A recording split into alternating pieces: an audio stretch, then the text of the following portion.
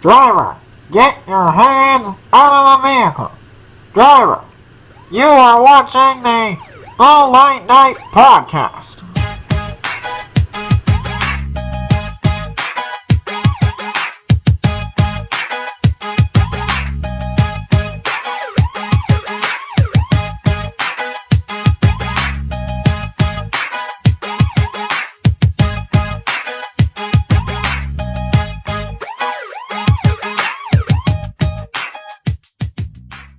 Hello and welcome to another episode of the Blue Light Night podcast. Today we say with a sad heart that our co-star Kyle is not going to be in this episode because after one episode of the Blue Light Night podcast today he passed. Hi, I'm Kyle. Work for a police department here in Louisiana. Gang.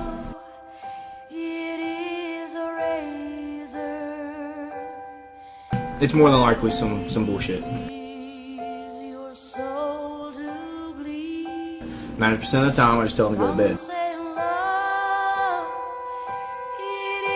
I can hear him arguing. He crossed over the center line while driving. She woke me up wanting spaghetti, and I didn't like it.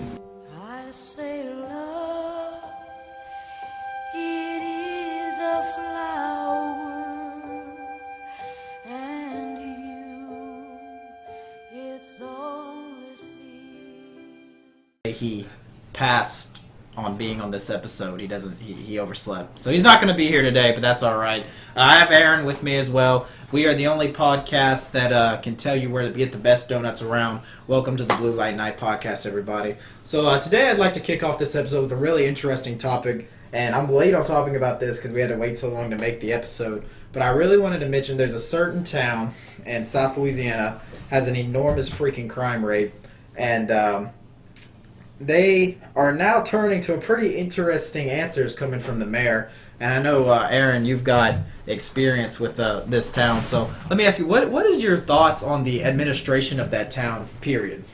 Well, the administration of the towns is primarily the problem of what caused the town to get to the way it was. If the administration allowed the officers themselves to actually do their jobs, as in make arrests, write tickets, and paid them well enough, funded their opportunities, it wouldn't be in the position they're in now. And with the idea that the mayor she publicly stated that she's trying to call in the Louisiana State Police and the Army National Guard to come in with her quote, with their machine guns. Yeah, I love that statement. She says, I want them to come in with their machine guns. And she says in that exact same statement that most of the town criminals are juveniles, and I think that's ridiculous because you're literally saying you want the government to come in with machine guns to assault kids. That's what that mayor just said. Yeah. And the sad part about what that statement is it's true. Primarily the thefts, robberies, burglaries, the violent crimes all happen between the ages of 16 and 18 years old. Well, 15 and 18 years old in that town. So. Why do you think that is? Why do you think that we're seeing more juveniles involved in crime?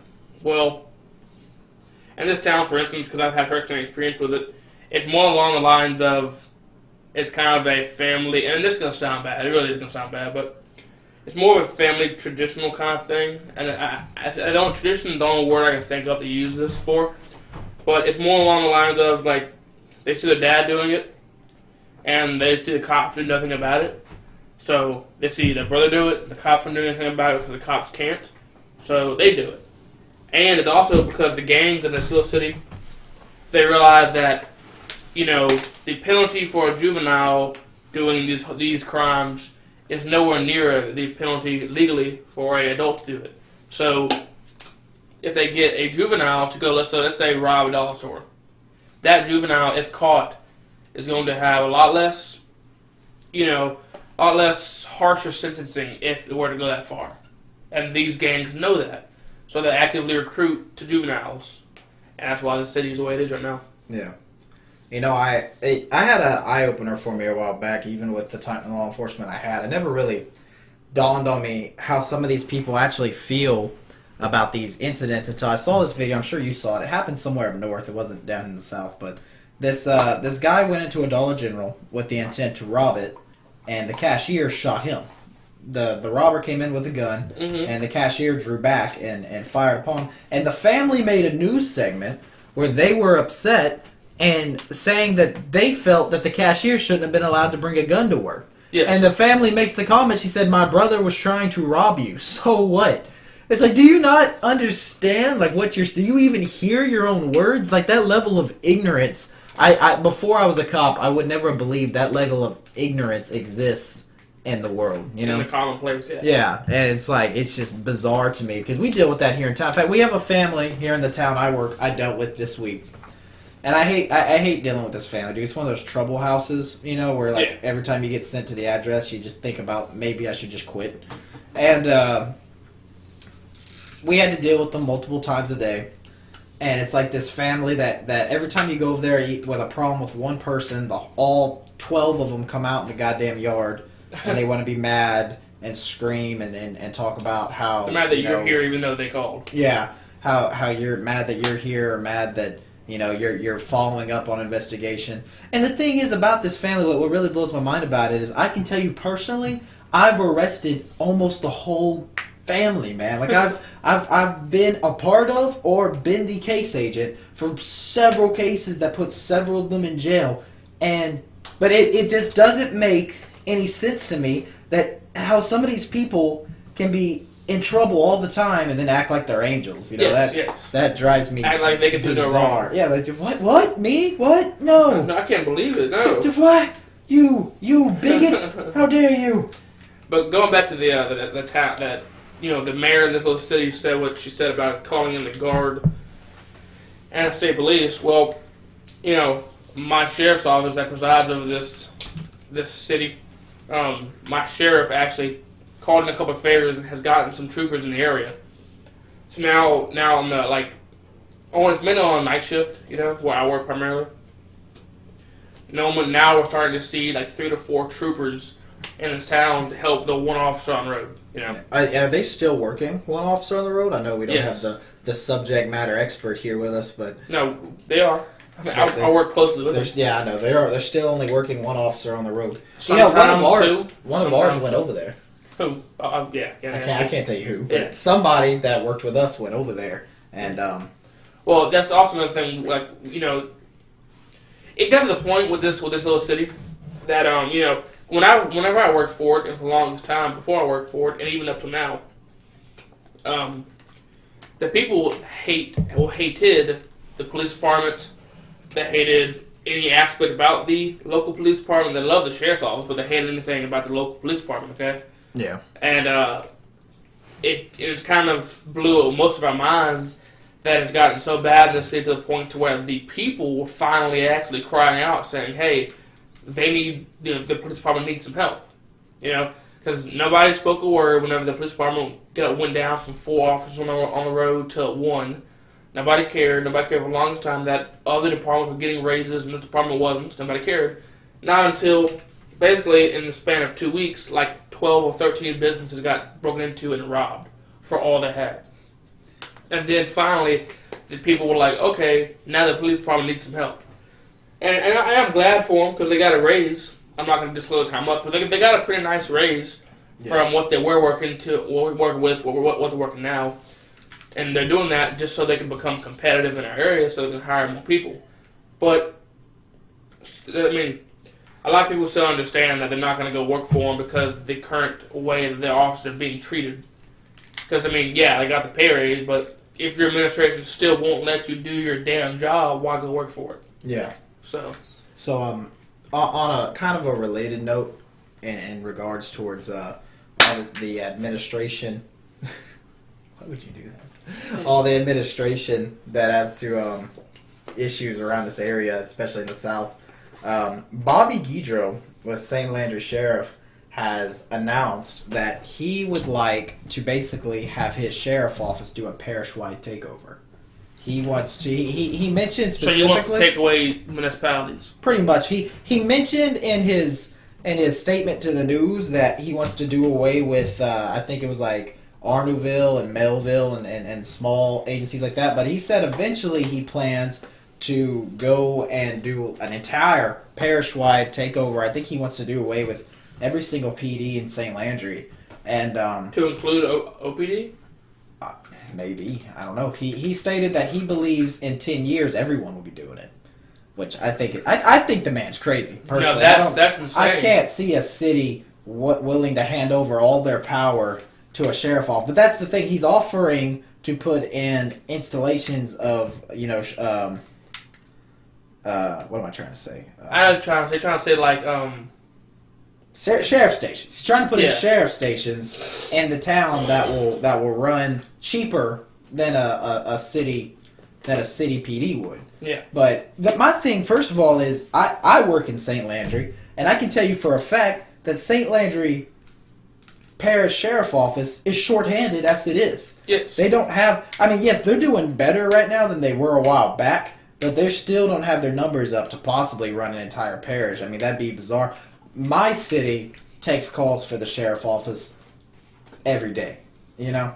And that's something that I think is the sheriff should look at as a problem, because my problem with being a city cop and being asked to pick up a sheriff deputy's slack is you're asking me to leave my jurisdiction, Yes. You're asking me to leave my guys hanging, you're asking me to go into the unknown where I really have no legal authority to even be there. And being that you've patrolled the city, you really don't know the parish. Yeah, and I don't know anything about this residence I'm going to handle. I've been to domestics outside of the city, and it's a whole different ball game when you don't have no one, you don't know what you're going into. Yeah. Because all you get dispatched is the sheriff office is requesting assistance at this residence, and you show up and they're not even 97. Yeah. They're not even there. That is such a pain in my side, and I hate dealing with that. But what is your opinion? Do you think anyone would ever really want a parish-wide takeover from a sheriff office, or is that just too much power for one organization? So you hear about, like, I'm going to use the word counties. We don't have counties in Louisiana, but I use counties because other states have them. I read stories about other counties in other states, like small counties, having a parish-wide police department, parish-wide sheriff's office, and that's all they need, you know what I mean? I mean, for a parish or for a county that's, maybe half the size of what we have, you know what I mean? Maybe a quarter the size of it, and a tiny parish or tiny county in comparison, I can understand that, you know what I mean? With like one major city, so you're going to have all your traffic coming out of one major city, I get that. But for a parish sheriff's office to think that they can, over the course of a few years, equip the manpower to take control over 3 to 4 or 5 major cities that are already running like 8 to 10 on shift just for that city and are shorthanded. I think that's ridiculous. Yeah, no, I can't see that happening. I think Bobby's really got his work cut out for him if he thinks he can convince the parish. So, let me ask you something. Do you remember Clay Higgins? I didn't remember Clay Higgins. Did you ever meet Clay Higgins? Because I met Clay Higgins. I met him once. And I was talking to a guy. And with people who don't know, just YouTube Cajun John Wayne. Cajun John Wayne Clay. Well, I was letting a rookie ride with me the other day, and this dude's young. Like he's like 18, and he was riding with me. He's learning streets and stuff like that. And he's actually a reserve, but he's gonna go full time soon. And he asked me why I wanted to become a cop, and I said, well, dude, I had considered a lot of things. I said, but I had a conversation with Clay Higgins. And he asked me, who's Clay Higgins?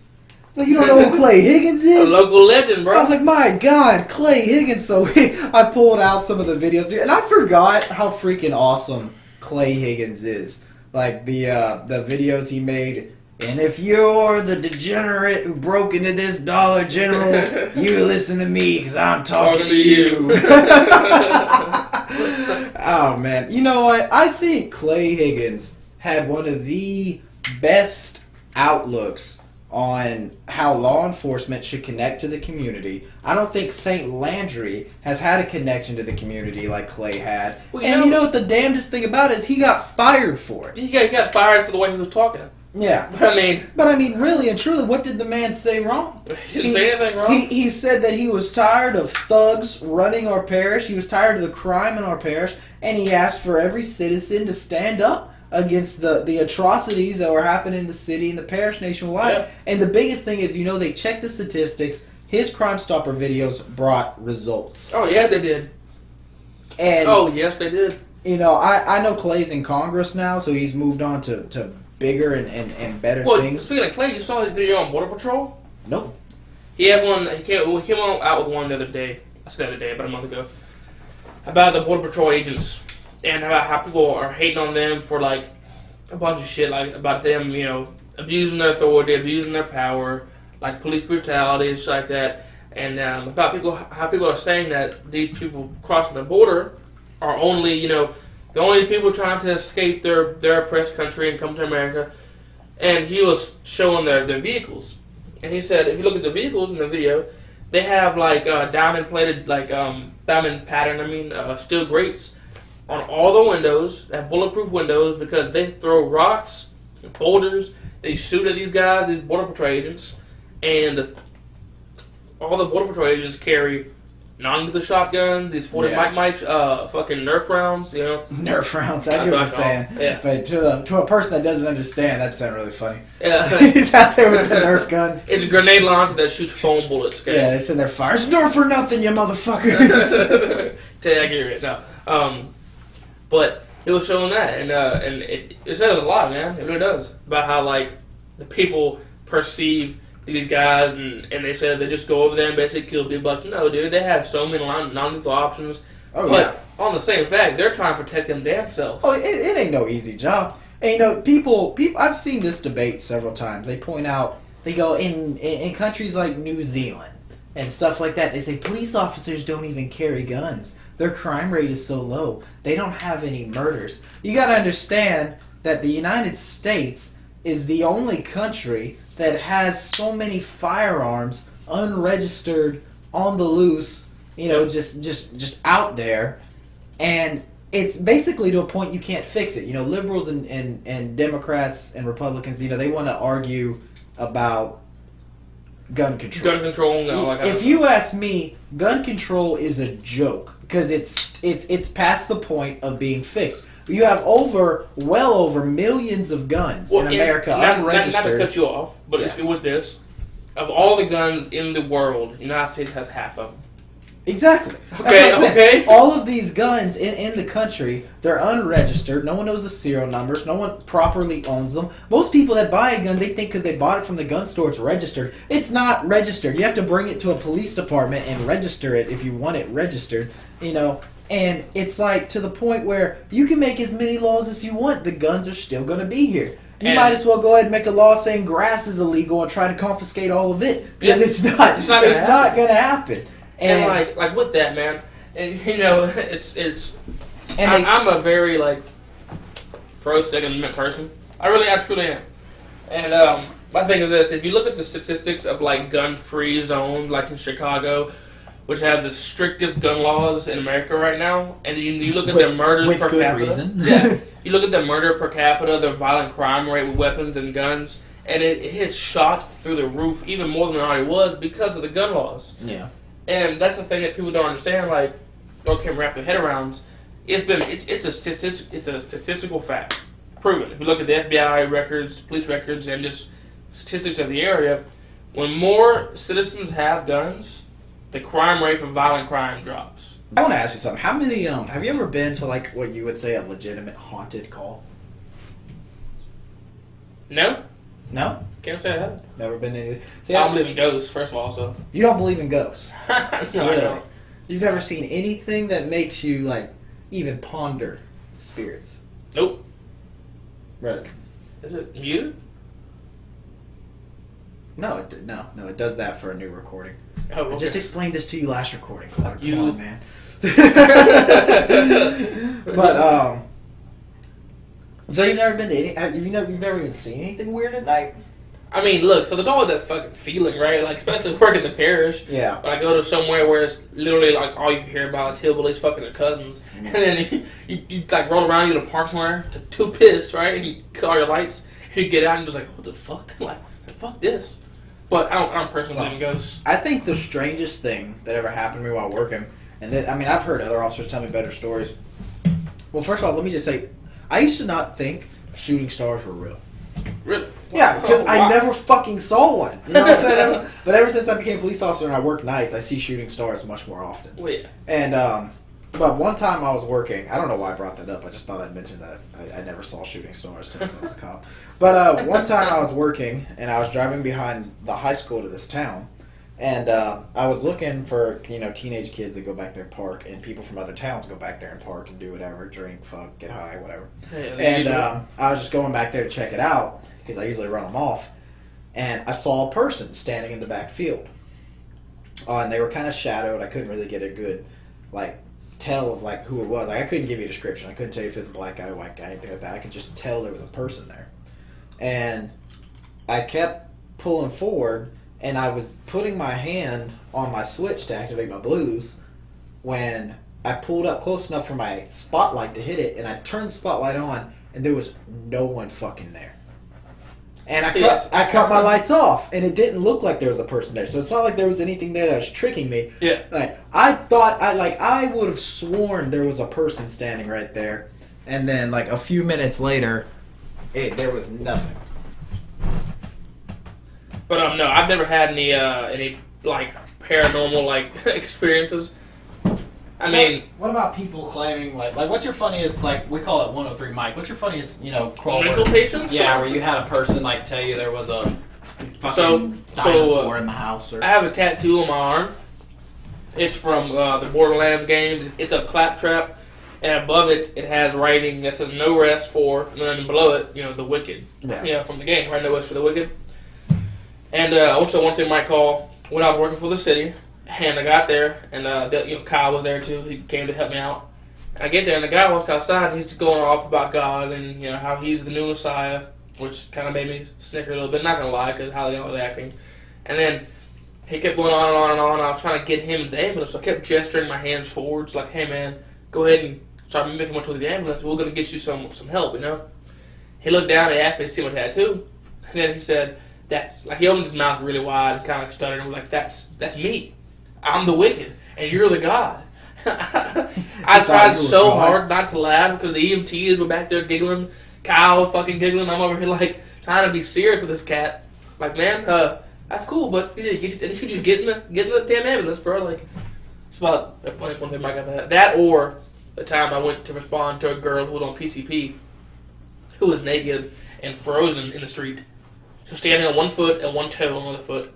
And she was in a running position, we were So starting to she run. froze, And she was it was froze. like she was playing freeze tag and someone got her. Exactly.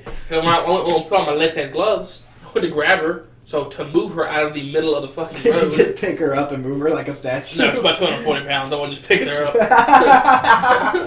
Well, I tried to move her, and she was stiff as a board. She was trying to fall over, so I bounced her back on her own fucking toe, and I just pulled my Tahoe up to her and leaned her against my Tahoe until the EMTs got there.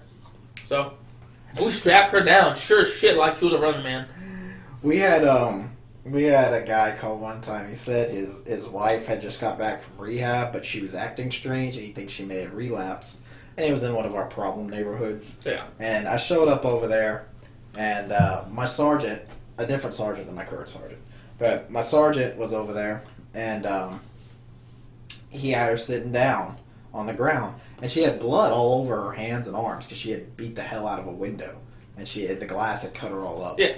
So she was laying there bleeding, and she was talking to my sergeant, saying about aliens and God and all kinds of stuff. And my sergeant started messing with her. He was like, he started saying, "Oh, yeah, I see the aliens. I see them." And you're not supposed to do that, but sometimes... yeah, for viewers. sometimes people make their own fun at work.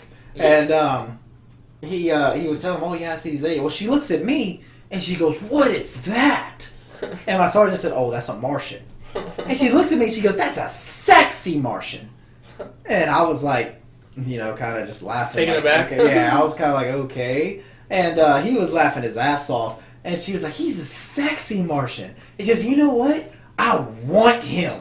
And she gets up. She goes to get up. My sergeant puts his hand on her shoulder. He has gloves on. I don't. I got out of the car with no... rookie mistake. I got out of the car with no gloves. No gloves, no nothing. She's standing up, and she's covered in blood. And he grabs her by her shoulder and tries to sit her down. She shrugs off, and this chick dives at me. like just as she's saying it, I want him, and she's diving at me, and I'm like, oh fuck, and I'm trying to back up because I don't want the AIDS on me. You know, this chick's covered in blood and glass, and she's coming at me. The AIDS or the hepatitis. And I'm trying to back up, and my sergeant like catches her in midair and takes her back to the ground. And I told her, I was like, you stupid motherfucker, see you fucking around with these crazies, but see what you're gonna get me into. You're gonna make me catch the AIDS. No, yeah, she's like, he's a sexy alien. My God, he's a sexy alien. You ever deal with a suspect, and then after you deal with him, he tells you he has AIDS? Yes, yeah, I have. Yeah. I got pissed. I don't really sweat that so much. I had just got my tattoo, so it's an open wound. Well, did he bleed on you? No, he didn't bleed on me. That's the only thing that's gonna... I know, but it's still the fucking thought, dude. He's gonna breathe on me, and I'm gonna get the AIDS. It's the fucking thought, okay? Yeah, no, I mean, that's such a hazard in this job. We deserve hazard pay for all the people that we deal with that have fucking STDs and fucking and not viruses even just and shit. STD, but having hepatitis and shit like that. Anything transmittable. Yeah, and we gotta go into all these fucking houses with black mold and yeah, dude. yeah, all kinds of shit. Dude, there's so many like fucking rat houses I've been in. Like, and you know what? Why is it that every meth head has a cluttered house? Have you ever noticed that? Like, you go into a meth head's house and he has a collection of absolute garbage and trash just everywhere. And, you know, I understand they're too busy not caring to clean, but why do they have so much weird shit? Yes. Like, you walk in and there's RC cars and shit. Fucking cassette tapes and VCR tapes with a DVD player next to them. It's like they salvaged everything from the 90s and shoved it into their apartment. It's weird. Come on, man. I know you're doing meth, but what's going on? Like, And then, of course, the bicycle parts and... parts. 5 or 6 I can't afford one lawnmower. How do meth heads get 5? And then like 8 to 10 fucking broken four-wheelers, no tires, half an engine. Yeah, just all fucking destroyed about the yard. And they always tell you, they're like, oh, yeah, I'm fixing that up. I'm gonna turn that into... Oh, okay, motherfucker. Sure. Oh, yeah. But, okay, so here's another topic I was thinking about. Jurisdictions, like jurisdictional lines. So, it's something that just kind of bugs me. Whenever you watch, like, cop shows and shit like that, it's always a funny trope. Go anywhere they fucking want. Not only that, you know, where it's like you watch, like, a sheriff or a deputy or a cop of one town go to another town and try and serve a warrant with not notifying anybody else. Like, people don't realize that is so illegal. Mm-hmm. You have no authority over there. Well, but police movies piss me off in general because they don't have any paperwork. Yeah. But this is what I'm saying, which is why End of Watch is awesome, because it shows paperwork.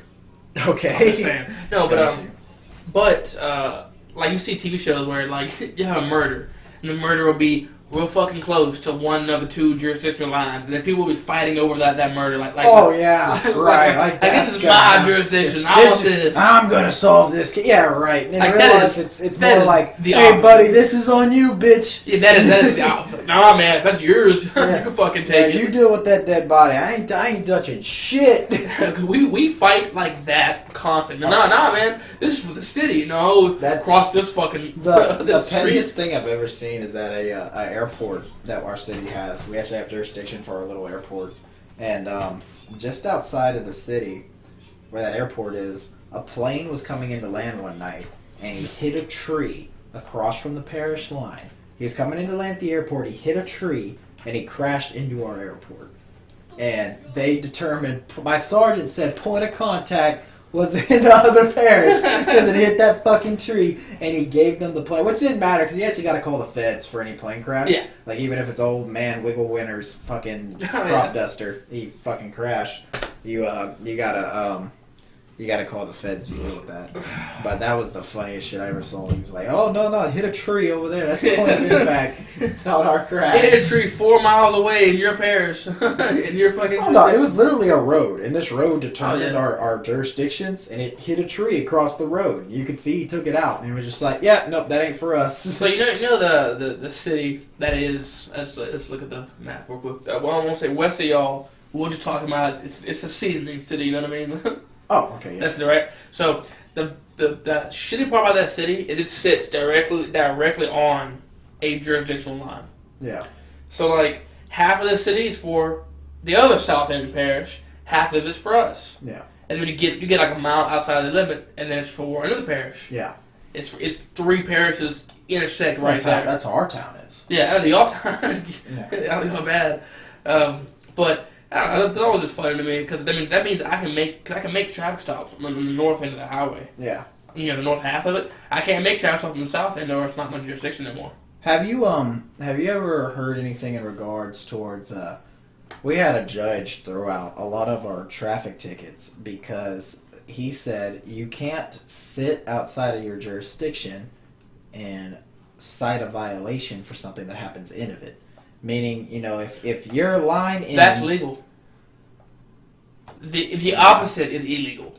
You can't sit obviously, you can't sit in your jurisdiction. You can't sit in your jurisdiction and radar out and then write somebody for violating the law outside of your jurisdiction. However, you can sit just outside and of your jurisdiction. I see towns do that all the time, but our judge told us that and I don't know exactly what bill or part of the law he was citing to say that we couldn't, but yeah, he said we're not supposed to do that. But I know several towns that do that and get away with it. Fucking little New Orleans does it.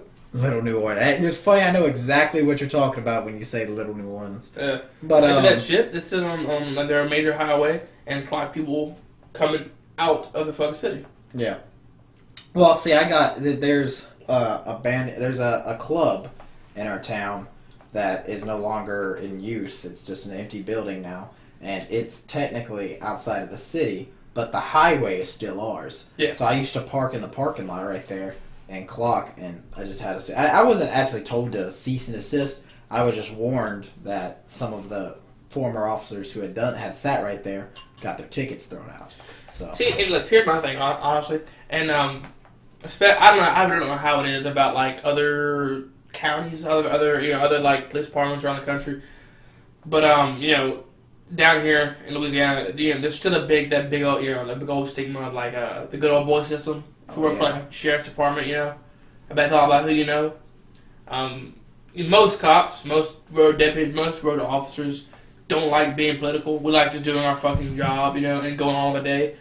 And like our administration, some of them get tickets thrown out, and they don't give a shit because they don't tell us. They don't ever come to us and say like, "Hey, we'll get this fucking ticket thrown out," because that'd be an asshole move. That's discouraging your police officers and your sheriff deputies. Yeah. And I respect that. Like, if you're gonna be political, whatever, and you're gonna throw out some bullshit, like if you're gonna throw out a case or throw out some tickets, I don't care. Just don't let me know. Don't interject in my traffic stops. Don't interject in my arrests.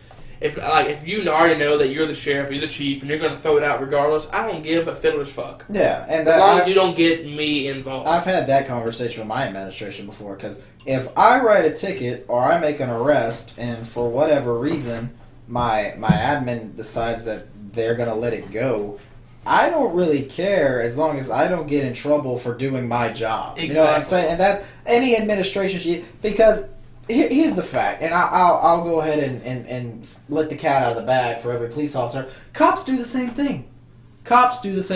You pull over someone that is your buddy, you're probably not going to write him. You're going to be like, "Hey, dude, what the fuck? Quit fucking around." And then, you let him go. So when someone gets in some trouble and they happen to know the chief, how are you going to sit there and act like it is the most... Now, it's a different thing depending on the crime, obviously, but if your chief throws out a speeding ticket, or your chief throws out a disturbing the peace arrest, that's, in my eyes, that's more understandable, because, like you said, at the end of the day, if you showed up to that scene of disturbing the peace, and you didn't necessarily have to make the arrest, and you knew the guy, you were probably going to work it to where it'd be, because that's our officer discretion. We have the right to do that in certain cases, not all. Yeah, because the way the certainly law is not written. felonies, but in the event that we have officer discretion, we're allowed to use it, and cops do. Yes. So if we have discretion, why shouldn't our chief and our sheriff have discretion? But at the same time, I want to be allowed to do my job. I don't want anyone to ever come before me and be mad at me for making my arrest. I done said it before. I said, if he lets him go, fuck it, I'll get him next time. Yeah. I'm not worried about it. He's half the time they're a repeat offender. Yep. There ain't no way I'm upset about a guy that I just made arrest for on the very first time. If I'm upset someone got let out of jail, it's because it's someone that I know has a long history of being outside the law. Oh yeah. And I'm mad that the chief is writing him off. But it don't matter. If it's a repeat offender, we'll catch him again. Oh, yeah. By the way, dude, I want to bitch about something. I've been thinking about this. And before I speak on this, I understand that a district attorney has a hard job. You know? Yeah. I understand that they get lots of cases, lots of things that they have to deal with. But you know what I absolutely hate? I hate when I go to court for a Gwynn's Law hearing or an arraignment, and the district attorney has to come ask me all types of questions about my arrest and my case. And, you know, I tell them things about it, and they're like, oh, that's good. You know, oh, I didn't know that. That's. Read my fucking report. Oh, yeah. Read my report. I spend hours at the PD typing all this goddamn paperwork. Why is it no one reads my fucking report? And I understand they probably get 100 of these things. You know, they literally go to court with 20 or 30 arraignments sometimes. But how hard would it be to take a damn sticky note, write down just little things that you notice that you notes, you know? The important things. You know, whether he admitted to it on Miranda. You know, whether there was really good evidence. So like just write you a little note on there and tape it to the fucking page. So that way that when you get to court and you don't pull out, you're looking like a jackass because you're basically looking at the case for the very first time, and you have to come to me and ask me basically, oh yeah, you arrested this person, this is the charge, but what happened? Like, god damn, you're holding a 2-page fucking narrative on what happened, and you're coming to ask me. That drives my gears. I haven't. The only bad experience, I haven't dealt with my DA that much, because we go through our DA's assistants a lot. Yeah. Really cool dude. We don't ever really directly deal with a DA. However, the one time that we did, it didn't happen to me. However, it affected how my administration wanted to change our policy. Okay? Yeah. So in Louisiana, just for our viewers, in Louisiana, our marijuana laws are so strict, okay? It's still, you know, plain view, plain sight, probable cause, plain smell. Yeah. For probable cause, search that vehicle, alright? But what trumps all that is verbal consent. If they say we can search the vehicle, and you guys let us, and we find something, that's it. That's all she wrote. You know, that's all we need for the arrest. So, happened to my buddy, he stopped a vehicle for a few traffic violations. I think it was an expired plate and stuff like that. Stopped him, got him out. It reeked of marijuana. Okay, it reeked of it. Blunt blowing, polo draws showing. Oh yeah. So at that point, regardless if he gave us verbal consent or not, he can search the vehicle. But my deputy, being smart, he went ahead and asked, so he could have on body cam footage. He could have 2 reasons why he went into that vehicle, searching for marijuana or any other drug paraphernalia. Yeah. He was given verbal consent on body cam, dash cam footage. So he searched that entire car. Nothing was in the actual cab. He said, "Man, do you mind if I search your trunk as well?" Just once again, he had the probable cause to do it, but he asked, and the guy said, "Oh no, go ahead, cool." So he pops the trunk and finds a shitload of weed. You know, place the guy under arrest, whatever, cool. So when it gets to the DA, he no PC'd it, or he no probable cause the case, threw it out. Yeah. Because the DA said you didn't have enough probable cause to search that vehicle. Which on is plain smell doctrine? On plain smell, which is like... That's insane. Well, this is my thing. Even if the DA wanted to argue that this deputy didn't have enough experience, because sometimes they do that shit, you know, to identify what marijuana smells like. Yeah. Even if he was given a verbal consent 3 separate times to search that entire fucking vehicle. Yeah. On body cam footage. And they no PC'd it. So my whole sheriff's, all of us road deputies had a meeting, and we argued with our top administration about that shit. About us doing our fucking jobs. Because the DA then wanted us to, every time we search a vehicle, get them to sign a verbal consent form, all this kind of shit. Like, no. If it is legal, and it's been accepted by every other department in our parish, by every other sheriff's office in the state, that you can just add verbal consent on body cam footage, and they say yes, then we're not fucking doing the sheet for it. Yeah. We're not doing extra paperwork to make our lives even more hell. Yeah. We're not. Fuck you. Especially when at the end of shift you're drowning anyways. Yeah. My DA has only thrown out 2 cases I had, and I understood why, because they're monetary instrument abuse cases, which are fucking terrible.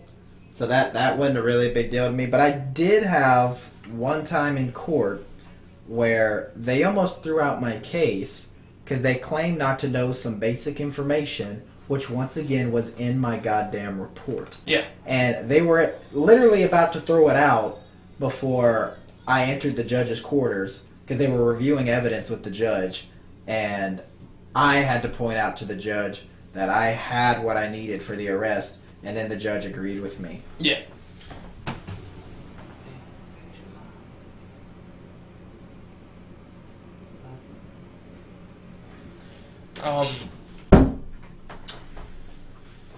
Hey, I gotta ask you a question. Have you ever made an arrest on a mental patient? Yeah. Just for not that. But just for the simple fact of they're gonna hurt themselves. You know that the arrest might not fall through. No, might not go through. But that's not even the main reason why you're arresting them. You're arresting them just to make sure they don't hurt themselves. I have, but the thing about us specifically is our jail is not equipped to handle things like that. Yeah. And our hospital is not equipped to handle things. In fact, really recently, we had our sheriff office drop off someone on a goddamn OCP, and they I said OCP, OPC, and they checked the person out, and they confirmed he was cuckoo for Cocoa Puffs, but they didn't have anything to do with the person. So they stayed, and of course they started causing a disturbance in the hospital. So they called us to come get them, and we were like, we're not going to take them. Our jail has nowhere for them. Yeah. And we were like, y'all need to contact the sheriff office to take them back to wherever they came from, or to take them to a facility that can hold them.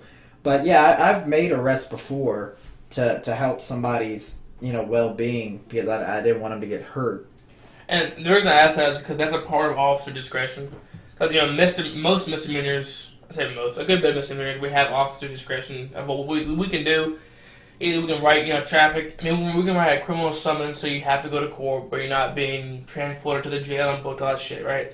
So I had this situation not too long ago, about a week and a half ago, during Mardi Gras, of a subject in the middle of a road. She was a Jane Doe, middle of the road, who was trying to throw herself in front of traffic.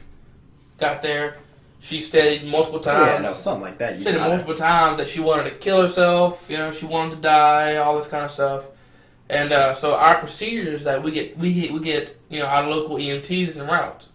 So we got them over here, and she was compliant with me, but she became violent with them. And I had enough probable cause to arrest her for disturbing the peace by public intox. Because she was payad, dude. She was gone. She was drunk as all hell. But she was also, what she was stating made it different, you know what I mean? Yeah. So she refused to go to the Acadian, and she kept on going off and off and off about all this kind of shit that she wanted to kill herself. So I made that judgment call that I was just going to place her under arrest for a misdemeanor charge for just a simple, stupid-ass disturbing peace by public intox, just so she could come to the jail and at least be supervised for a little while. Well, and maybe get some medical treatment. If they're threatening to kill themselves, that EMT pretty much has to take them. You should cuff them and strap them to the gurney. If they become violent with them, then they're different. What we'll do is we'll have an officer ride in the ambulance, but I understand y'all are different circumstances. Yeah. So. And normally we do that, but like I said, I made the judgment call. Yeah. That I was going to arrest her and get her there so she could be suicide, like she could be watched, whatever. Mm-hmm. And we got her back, and I'm not going to expose any more of the details after that. However, my administration, my supervisor, not my sergeant, but the one above it, above him, came down on me and questioned me pretty severely on why I did what I did. Yeah. And until I explained it to him why I arrested her, he was kind of a douchebag about it. I'm not going to sugarcoat it. But sugarcoat it, huh? No, but once I explained it to him, he was like, oh, okay, I understand. Yeah.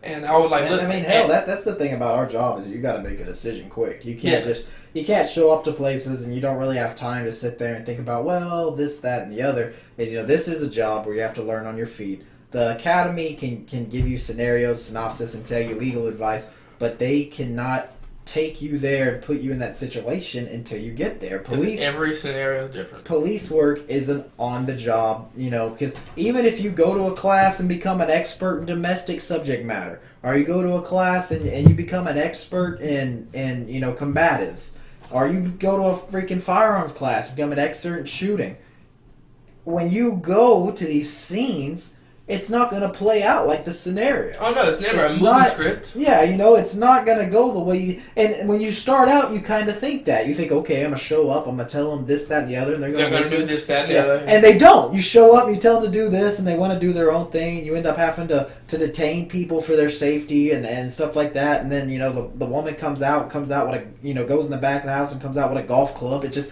you don't know what's going on, and that you until you get good at that and able to control people in that way, and you know what to watch out for, you're not gonna be prepared, you know. Yeah. And that's why you have to go through an FTO program where you're with another cop who's experienced. You know, there shouldn't be any agency that you get out the academy with no experience and they just toss you some keys and say, go get them, champ. You know, sad that there is. And sadly there are, and that's a whole different problem. So, have you had any interesting calls since the last episode that you've been on? Any stories you wanna tell?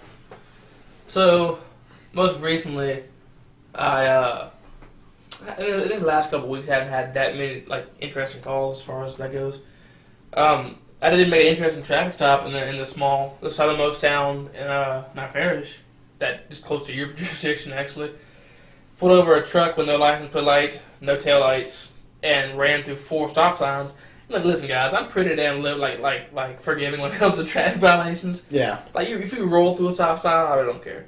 If you're missing a license plate, I really don't care. However, if I'm behind you and you deliberately blow 4 red light, however many stop lights, and then you don't have all those other violations, then I'll stop you. Well, I turn on my blues and turn on my siren just to kind of pull the guy over. When I pull the guy over, the girl and the guy, they abruptly came to a stop. They didn't pull over, they pulled the fuck over.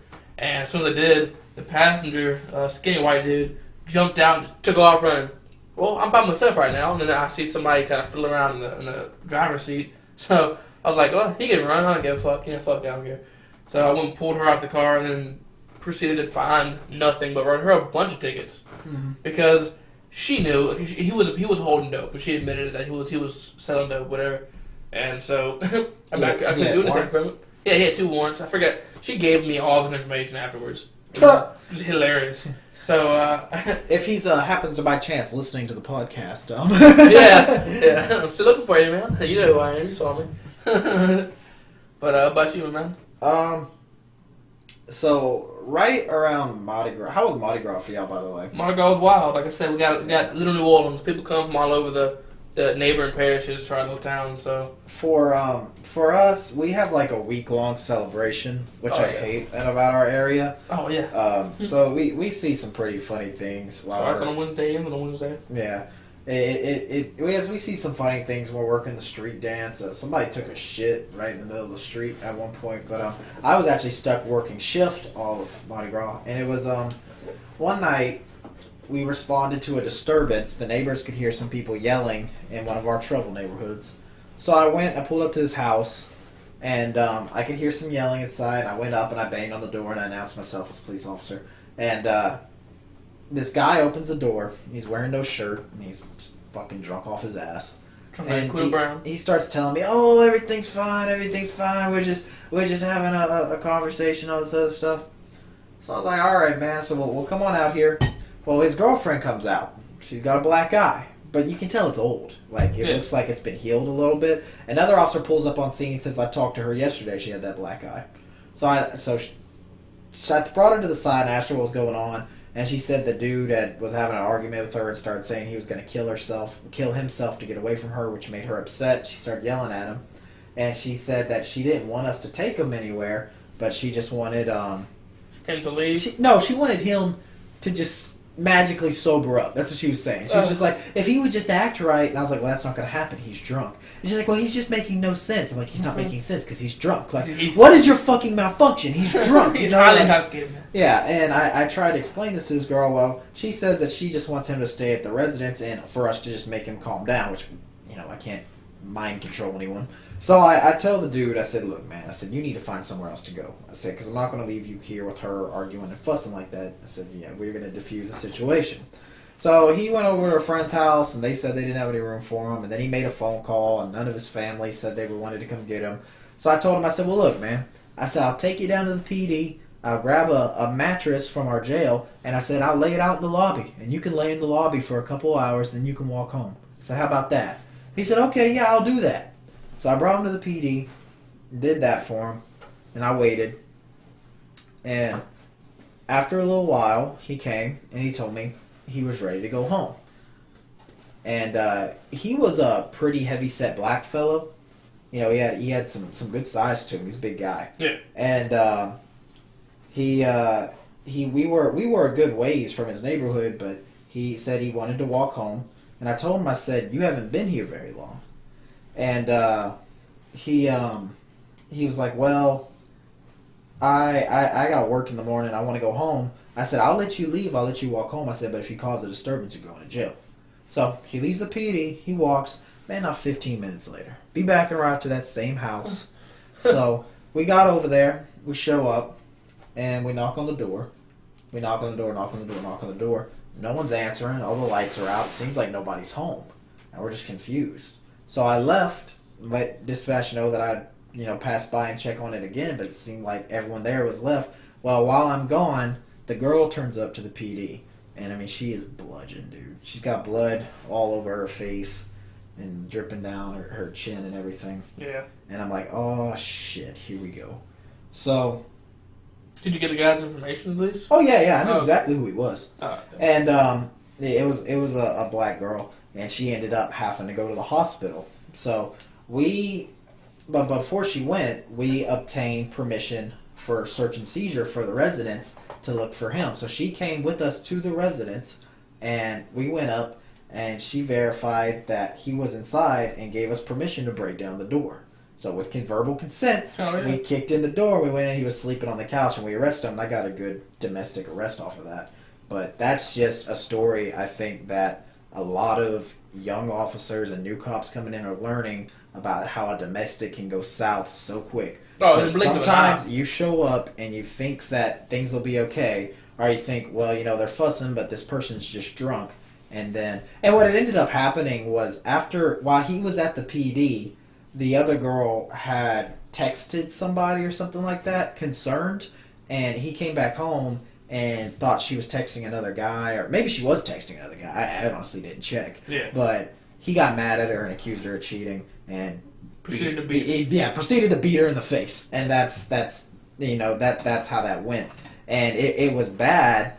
But to anyone in a domestic abuse relationship, that's why the officer showing up really wants you to say you want to take action, say you want to press charges, say you want to get away, because we can't really force anyone at the end of the day unless the situation is dire. But when you show up to a residence and it's nothing but a verbal altercation, at that point in time, you can't really force anyone to leave if they don't want to. Because, like, in the way the statute is written for domestics in Louisiana, if it is a physical altercation and you can determine a primary aggressor, you shall make an arrest. Shall, but that's physical altercation. Yes. Verbal altercations, it's in your hands to find a way to diffuse it. You have to do a police report. Yeah, you shall make a report. Physical injury is shall make an arrest, so that's a different term. But domestics are just such a kind clusterfuck. Yeah, they're such a clusterfuck to deal with in the first place, because like a week later she goes and bonds him out of jail. It's or him or her. Yeah. Yeah, and it's that's a headache. Little side note off of that kind of stuff. Just real quick before we're over here now, like Mardi Gras down here, and like Mardi Gras is kind of wicked all across Louisiana, but especially the more south you go, the more wicked it gets. And our area is actually famous. Where me and him work is famous for our Mardi Gras, and it's kind of fucking wild.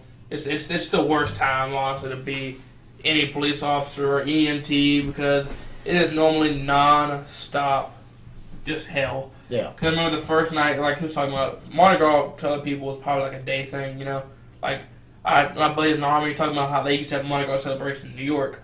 It was just Fat Tuesday, and they just drunk a little bit, Yeah. For us down here, it's a week-long thing. Mardi Gras is a week-long thing. Yeah.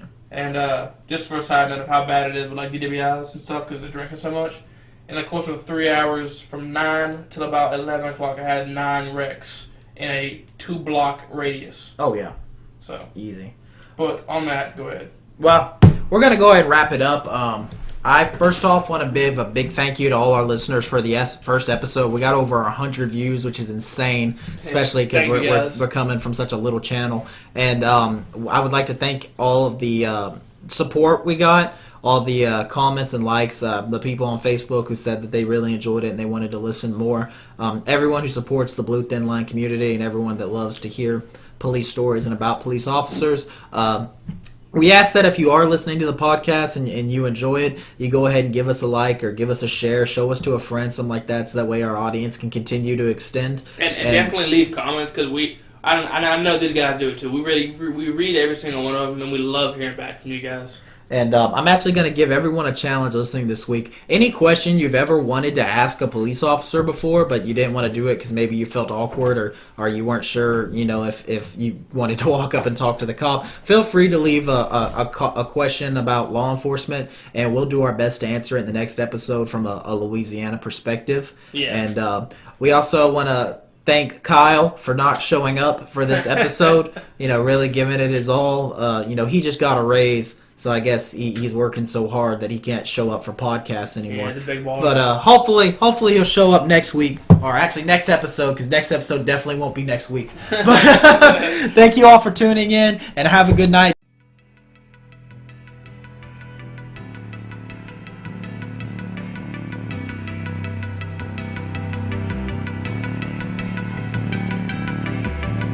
It's never been a moment that I ain't ready. Watch my six, cause I know these streets deadly. Sheepdog with a wolf mask. Takes a wolf to catch a wolf, and I'm hungry for the catch. Affidavit signed for me, dog. Yeah, it's been a go. Got arrest warrants from the judge. Yeah, it's been a go. Long guns ready for the raid. Yeah, it's been a go. Yeah, it's been a go. Yeah, it's been a go. Affidavit signed for me, dog. Yeah, it's been a go. Got arrest warrants from the judge. Yeah, it's been a go. Long guns ready for the raid. Yeah, it's been a go. Yeah, it's been a go. Yeah, it's been a go. Aggressive enforcement is what I'm about. To find the dope or find the bombs, I run in your house. Lay it down on the floor, put the pump in your mouth. This ain't gangster rap, I'm about what I shout. Flip the mattress, flip the couch for the guns and loot. You make the wrong freaking move, I promise I shoot. Terry Frisk for the weapons and other contraband. Treat criminals the same way I treat the Taliban. I'm the street landlord, I'm here to evict the dogs I roll with a bit the face of Michael Vick. Blue blood, baby, American made with grit. I can't be touched with this hammer, I'm too legit. It's never been a moment that I ain't ready. Watch my six, cause I know these streets deadly. Sheepdog with a wolf mask. Takes a wolf to catch a wolf, and I'm hungry for the catch. Affidavit signed for me, dog. Yeah, it's been a go. Got arrest warrants from the judge. Yeah, it's been a go. Long guns ready for the raid. Yeah, it's been a go. Yeah, it's been a go. Yeah, it's been a go. Affidavit signed for me, dog. Yeah, it's been a go. Got arrest warrants from the judge. Yeah, it's been a go. Long guns ready for the raid. Yeah, it's been a go. Yeah, it's been a go. Yeah, it's been a go. I'm not looking to the turf, I look to the tech. Simple possession, marijuana, kilos to text. I can do this by myself as I patrol the interstate. Looking for them northbound Fulton County plates. When I get them on the shoulder, shorty start to shake. I could notice the trunk was loaded down with weight. Where you going, where you coming from, and who you with. Ask the passenger driver, the stories don't seem legit. Inconsistencies got me thinking, and it's sweating real heavy for this winter weekend. 28, 29, go ahead and roll another unit. Get the K9, free air act, change of behavior at the trunk, it was loaded with sacks. It's never been a moment that I ain't ready. Watch my six, cause I know these streets deadly. Sheepdog with a wolf mask. Takes a wolf to catch a wolf, and I'm hungry for the catch. Affidavit signed for me, dog. Yeah, it's been a go. Got arrest warrants from the judge. Yeah, it's been a go. Long guns ready for the raid. Yeah, it's been a go. Yeah, it's been a go. Yeah, it's been a go. Affidavit signed for me, dog. Yeah, it's been a go. Got arrest warrants from the judge. Yeah, it's been a go. Long guns ready for the raid. Yeah, it's been a go. Yeah, it's been a go. Yeah, it's been a go. Affidavit signed for me, dog. Yeah, it's been a go. Got arrest warrants